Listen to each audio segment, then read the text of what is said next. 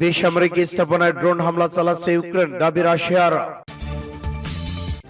আরো বিস্তারিত জানিয়ে দেব। রাশিয়ার আকাশে চীনের 29 বেসামরিক যুদ্ধ বিমান। এবার ভূগর্ভস্থ আকাশ প্রতিরক্ষা ব্যবস্থার টানেল উন্মোচন করল ইরান। ফিলিস্তিনিদের বাড়িগাড়ি মার্কেট পুড়িয়ে দিল ইসরায়েল।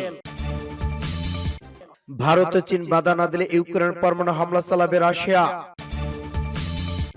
গুরুত্বপূর্ণ বাকপথে পরিস্থিতি অত্যন্ত ভয়াবহ, আকুতি ইউক্রেনের। ইউক্রেন সীমান্তের নিরাপত্তা জোরদারের নির্দেশ পুতিনের। এবং সর্বশেষে জানিয়ে দিব, ইউক্রেনে পশ্চিমাদের হস্তক্ষেপ হলে পরমাণু যুদ্ধের হামলা পুতিনের। শুনছিলেন সংবাদ শিরোনাম, এখন বিস্তারিত। তবে অনুরোধ থাকবে এই ভিডিওটিতে একটি লাইক দিন এবং কমেন্টস করে জানিয়ে দেন আপনি কোন জেলা থেকে বা কোথা থেকে আমাদের সাথে যুক্ত রয়েছেন। এবং সর্বশেষ আপডেট গুরুত্বপূর্ণ সংবাদ পেতে চ্যানেলটি সাবস্ক্রাইব করে আমাদের সঙ্গে থাকুন। ধন্যবাদ। ইউক্রেন বেসামরিক স্থাপনায় ড্রোন হামলা চালাচ্ছে, দাবি রাশিয়ার। রাশিয়ার বিভিন্ন এলাকায় বেসামরিক স্থাপনায় ইউক্রেনের ড্রোন হামলা চালাচ্ছে বলে অভিযোগ করেছে মস্কো। রাশিয়ার বিভিন্ন এলাকায় বেসামরিক স্থাপনায় ইউক্রেন ড্রোন হামলা চালাচ্ছে বলে অভিযোগ করেছে মস্কো। দেশটির প্রতিরক্ষা মন্ত্রণালয় মঙ্গলবার এ অভিযোগ করে। তবে মস্কোর এ অভিযোগের বিষয়ে কোনো মন্তব্য করেনি ইউক্রেন। খবর আলাদুলুর। রুশ প্রতিরক্ষা মন্ত্রণালয় এক বিবৃতিতে জানিয়েছেন, রাশিয়ার দক্ষিণ অঞ্চল ক্রাসকোদার এবং ককেশীয় আজিজিও অঞ্চলে বেসামরিক অবকাঠামোকে লক্ষ্য করে সোমবার রাতে ড্রোন হামলা চালানোর চেষ্টা করে ইউক্রেন, কিন্তু ড্রোন প্রতিরোধ ব্যবস্থা দ্রুত হামলায় প্রতিহত হয়। হামলা ব্যর্থ হওয়ার কোনো ক্ষয়ক্ষতি হয়নি। দুটি ড্রোনই লক্ষ্যচ্যুত হয়ে নিয়ন্ত্রণ হারিয়ে একটি মাঠে গিয়ে পড়েছে। অন্যদিকে মস্কো অঞ্চলের গভর্নর এন্ড্রি ভয়োরিয়ভ দাবি করেছেন, রাজধানী মস্কো থেকে 101 কিলোমিটার দূরে কলমনা জেলার আবাসিক এলাকায় আরেকটি ইউক্রেনের ড্রোন ভূপাতিত করা হয়। এছাড়া সোমবার রাশিয়ার বিয়ানস্ক অঞ্চলের গভর্নর আলেকজান্ডার বোগোসাম দাবি করেছেন, সোরাস্কি জেলার আবাসিক এলাকায় রুশ সেনার একটি ইউক্রেনের ড্রোন ভূপাতিত করা হয়। রুশ রাষ্ট্রীয় সংবাদ মাধ্যম সংস্থাগুলো জানিয়েছে, ক্রিমিয়া থেকে 240 কিলোমিটার দূরে ক্রানাতস্ক অঞ্চলে একটি তেলের ডিপোতে আগুন লাগে। এর আগে সেখানকার আকাশের ড্রোন উঠতে দেখা যায়। এদিকে মস্কো জানিয়েছে, আকাশ প্রতিরক্ষা মহড়ার জন্য আকাশপথ বন্ধ রাখা হয়। তবে বেশ কয়েকটি রুশ গণমাধ্যম প্রতিবেদন দাবি করেছে, বিমানবন্দরের কাছে অজ্ঞাত পরিচয় বস্তু শনাক্ত হওয়ার বিমানবন্দর দ্রুত বন্ধ করে দেওয়া হয়। তবে এই প্রতিবেদনের সহায়তা যাচাই করা সম্ভব হয়নি। এদিকে ক্রেমলিন মুখপাত্র দিমিত্রি পেসকভ বলেছেন, সংঘাত অবসানে আলোচনার জন্য প্রস্তুত রাশিয়া, তবে নতুন আঞ্চলিক বাস্তবতা মেনে নিতে হবে ইউক্রেনকে। এই বিষয়ে মস্কো কখনো আপোষ করবে না। তাইওয়ানের আকাশে চীনের 19 সামরিক বিমান। চীনা বিমান বাহিনী অন্তত 19টি যুদ্ধ বিমান তাইওয়ানের আকাশ সীমায় প্রবেশ করছে বলে অভিযোগ করেছে দ্বীপরাষ্ট্রটি। দেশটির প্রতিরক্ষা মন্ত্রণালয় আজ বুধবার এমন অভিযোগ করেছে। তাইপে অভিযোগ করে বলেছে, গত 24 ঘন্টায় তাদের আকাশ সীমায় চীনা বিমান বাহিনীর অন্তত 19টি যুদ্ধ বিমান শনাক্ত হয়েছে। চীনের এই কর্মকাণ্ডের নিয়মিত হয়রানি অংশ বলে উল্লেখ করেছে চীনের প্রতিবেশী রাষ্ট্রটি। তাহলে প্রতিরক্ষা মন্ত্রণালয় বরাদ্দে ভারতীয় সংবাদ মাধ্যম এনডিটিভি জানিয়েছে, চীনের J-20 মডেলে 19টি ফাইটার জেট তাদের এয়ার ডিফেন্স সার্টিফিকেশন জোনের অভ্যন্তরে প্রবেশ করেছে। এডিআই জেট চীনা সীমান্তে খুব কাছাকাছি অবস্থিত। প্রতিরক্ষা মন্ত্রণালয় বলেছে, তেমন পরিস্থিতি পর্যবেক্ষণ করেছে এবং নিজেদের বিমান বাহিনীর সংশ্লিষ্ট এলাকায় বিমান পাঠিয়েছে। তবে বিমানটি তেমন প্রণালীর স্পর্শকাতর এলাকা অতিক্রম করেনি। ভারতীয় সংবাদ মাধ্যমটি বলেছে, গণতান্ত্রিকভাবে নির্বাচিত তাইওয়ানের সরকার বারবার চীনের সঙ্গে আলোচনায় বসার প্রস্তাব দিয়েছে। পাশাপাশি একথা বলেছে যে দ্বীপটি হামলা হলে তা প্রতিহত করবে সরকার। তাইওয়ানের জনগণ তাদের নিজেদের ভবিষ্যৎ নির্ধারণ করবে। প্রসঙ্গত, তাইওয়ানকে নিজের ভূখণ্ড মনে করে চীন। বিপরীতে তাইওয়ান নিজেদের স্বাধীন রাষ্ট্র হিসেবে দাবি করে তাইপে 3 বছরের বেশি সময় আগে থেকে অভিযোগ করে আসছে যে চীনের পক্ষ থেকে দ্বীপরাষ্ট্রটির ব্যাপারে চাপ বাড়িয়েছে বেইজিং। অপরদিকে বেইজিং বলছে, যুক্তরাষ্ট্রের সঙ্গে মিলে চীনের বিরুদ্ধে ষড়যন্ত্র করছে তাইওয়ান। তাই নিজেদের সার্বভৌমত্ব নিরাপত্তা নিশ্চিত করতে এমন অভিযান পরিচালনার অধিকার চীনের। এবার ভূগর্ভস্থ আকাশ প্রতিরক্ষা ব্যবস্থার টানেল উন্মোচন করল ইরান। প্রথমবারের মতো ভূগর্ভস্থ আকাশ প্রতিরক্ষা ব্যবস্থার টানেল উন্মোচন করেছে ইরান। গতকাল মঙ্গলবার চলমান বিশাল সামরিক মহড়ায় ভূগর্ভস্থ আকাশ প্রতিরক্ষা ব্যবস্থার টানেল উন্মোচন করে ইরান। খবর পাস টুডে। দেশটির বার্তা সংস্থা তাসনিম জানিয়েছে, গার্ডিয়ানস অফ বিলাত স্কাই 1401 নামক সামরিক মহড়ার একটি ভূগর্ভস্থ টানেল থেকে খুরদাদ 23 আকাশ প্রতিরক্ষা ব্যবস্থা বের করে আনার ভিডিও প্রকাশ করা হয়। এর আগে ইসলামী বিপ্লবী গার্ড বাহিনী আরজিসির এয়ারফোর্সেস বিভাগের তৈরি এই আকাশ প্রতিরক্ষা ব্যবস্থার কার্যকারিতা প্রমাণিত হয়েছে। এই প্রথম ইরানের আকাশ প্রতিরক্ষা ব্যবস্থার ভূগর্ভস্থ টানেল জনসমক্ষে প্রকাশ করল। আরজিসি খাতামুন আম্বিয়া ঘাটির কমান্ডার ব্রিগেডিয়ার জেনারেল আমির রাহিম জাদে বলেছেন, এসব আকাশ প্রতিরক্ষা ব্যবস্থা যাতে শনাক্ত করতে না পারে সেজন্য ভূগর্ভস্থ থেকে মোতায়েন করা হয়। প্রয়োজনে এসব প্রতিরক্ষা ব্যবস্থা ভূগর্ভ থেকে বের হয়ে ক্ষেপণাস্ত্র নিক্ষেপ করে আবার ভূগর্ভে ডুবে যায়। তিনি আরো বলেছেন, যতটুকু জনসংখ্যা প্রকাশ করা হয়েছে তা আকাশ প্রতিরক্ষা ব্যবস্থার মূল ভান্ডারে ক্ষুদ্র একটি অংশ মাত্র। বার্তা সংস্থা তাসনিম আরো জানিয়েছে, ইরানের ভূগর্ভে ঘাঁটি নির্মাণের ইতিহাস কয়েক দশকের। আইআরজিসি সর্বপ্রথম ভূগর্ভে নিজের ক্ষেপণাস্ত্র সংরক্ষণ করার জন্য এরকম ঘাঁটি বা ভূগর্ভস্থ শহর নির্মাণ করেছিল। পরবর্তী ধীরে ধীরে ইরানের সশস্ত্র বাহিনী অন্যান্য শাখাও ভূগর্ভে ঘাঁটি নির্মাণ শুরু করে এবং এটি স্বাভাবিক বিষয়ে পরিণত হয়। ফিলিস্তিনিদের বাড়িগাড়ি মার্কেট পুড়িয়ে দিল ইসরায়েল। ফিলিস্তিনিদের পশ্চিম তীরে নাবলুসে গভীর রাতে অতর্কিত হামলা চালিয়েছে অবৈধ বসতি স্থাপনকারী ইসরায়েল সেনারা।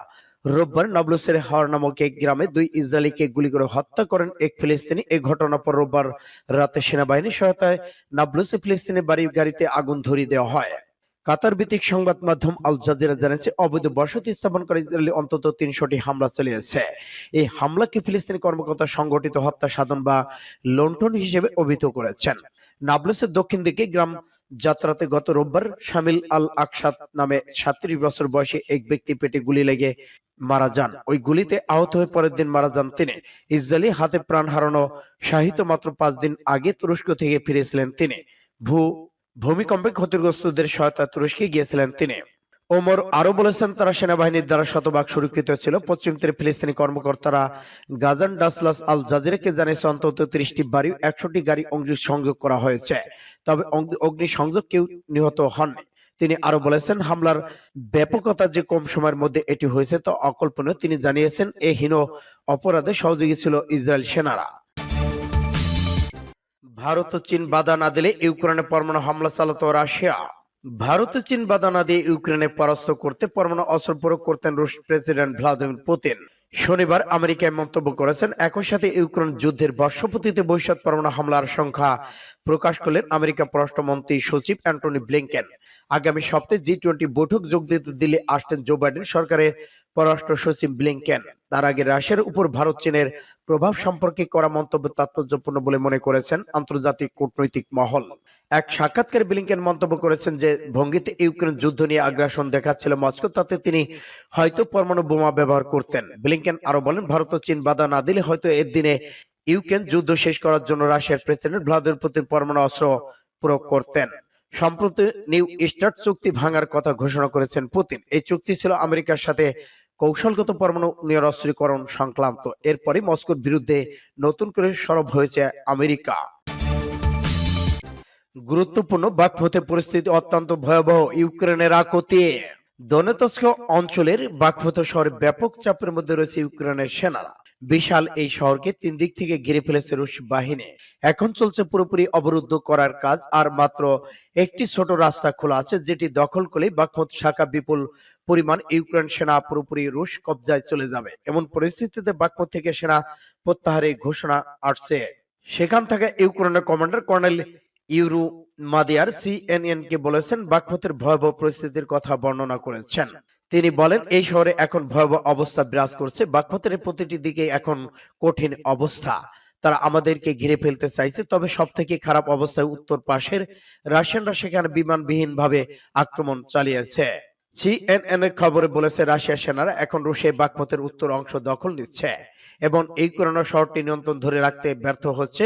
কর্নেল ইউরু বলেছেন, আমাদের আক্রমণ করার মতো যথেষ্ট গোলাবারুদ নেই, না আছে গোলা, না আছে রকেট লঞ্চার। এর মধ্যে আবার একটা বড় সমস্যা দাঁড়িয়েছে। এখানে সবসময় কুয়াশা দেখা যাচ্ছে, রাতের বেলাও সামান্য দূরে কিছু দেখা যাচ্ছে না।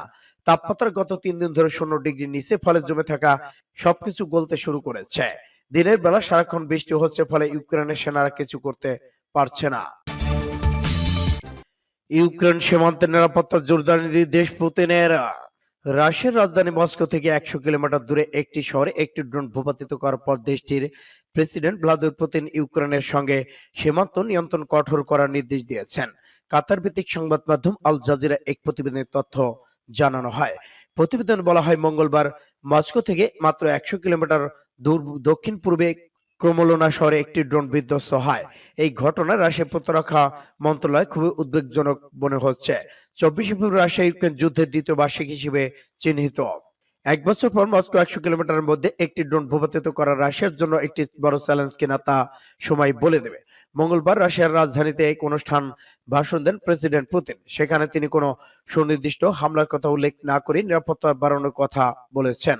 রাশিয়ার দক্ষিণ পশ্চিমাঞ্চলে বেশ কয়েকটি এলাকার ড্রোন হামলা চালানোর কয়েক ঘন্টার পরই রাশিয়ার সীমান্ত নিয়ন্ত্রণ বাড়িয়েছে। রাশিয়া কর্তৃপক্ষ সেন্ট পিটার্সবার্গের আকাশসীমা বন্ধ করে দিয়েছে। বেশ কয়েকটি রাশিয়ান টেলিভিশন সেন্টার ক্ষেপণাস্ত্র হামলার সতর্কবার্তা সম্প্রচার করেছে। তবে কর্মকর্তার ঘটনার জন্য হাঙ্কিং এ দায়ী করেছেন। মঙ্গলবার রাতে একটি ড্রোন ভূপাতিত করার জন্য ইউক্রেন দুটি অঞ্চলে রাতারাতি ড্রোন হামলার চেষ্টার জন্য মস্কোকে দায়ী করেছে। বেসামরিক অবকাঠামোকে লক্ষ্য করে ড্রোন হামলা চালানো হয়েছে বলে অভিযোগ করেছে রাষ্ট্রীয় পররাষ্ট্র মন্ত্রণালয়। ইউক্রেনে পশ্চিমারা হস্তক্ষেপ করলে পরমাণু হামলার হুমকি পুতিনের। পশ্চিমের কোন দেশ যদি ইউক্রেনের সামরিক বাহিনীকে সহযোগিতা করতে সেনাবহর বা সামরিক সরঞ্জাম পাঠায়, সেক্ষেত্রে নিরন্তর বাধ্য হয়ে ইউক্রেনের পরমাণু অস্ত্র ব্যবহারের বিষয়ে ভাবতে পারে রাশিয়া। বৃহস্পতিবার সকালে টেলিভিশনে সম্প্রচারিত এক ভাষণে ইউক্রেনের সামরিক অভিযান শুরুর ঘোষণা দেন রাশিয়ার প্রেসিডেন্ট ভ্লাদিমির পুতিন। ভাষণে ইউক্রেন সরকারকে সামরিক সহায়তা দেওয়া হলে কি পরিণত হবে সে বিষয়ে যুক্তরাষ্ট্র, ন্যাটোর ইউরোপীয় সদস্যগুলোর উদ্দেশ্যে সতর্কবার্তা দিয়েছেন রুশের প্রেসিডেন্ট। ভাষণে পুতিন এ সম্পর্কে বলেছেন, যদি সামরিক সক্ষমতার প্রসঙ্গে আছি, একটি সত্য যে সোভিয়েত ইউনিয়ন ভেঙে যাওয়ার পর আমাদের সামরিক শক্তি কিছুটা হ্রাস পেয়েছে, কিন্তু এখনো রাশিয়া বিশ্বের সবচেয়ে শক্তিশালী পারমাণবিক শক্তিধর দেশগুলোর মধ্যে অন্যতম। পরমাণু অস্ত্র ছাড়া রাশিয়ার অত্যাধুনিক মারণাস্ত্রের মজুদও রয়েছে যথেষ্ট।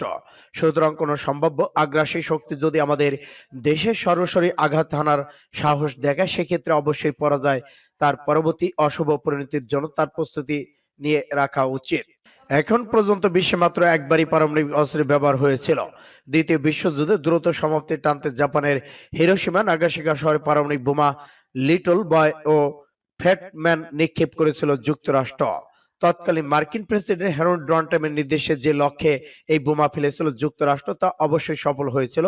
ওই ঘটনার পরই মূলত দ্বিতীয় বিশ্বযুদ্ধের সমাপ্তির ঘণ্টা বাজে এবং যুক্তরাষ্ট্র বিশ্ব রাজনীতির মঞ্চে শক্তির কেন্দ্র হিসেবে আবির্ভাব ঘটে যুক্তরাষ্ট্রের। কিন্তু এই বোমার কারণে জাপানের মৃত্যু হয়েছিল 2 লাখেরও বেশি মানুষের। প্রায় তাদের সবাই ছিল বেসামরিক মানুষ এবং বিশ্বজুড়ে এখনো অনেকে এই ঘটনাকে মানবতা বিরোধী অপরাধ হিসেবে বিবেচনা করে।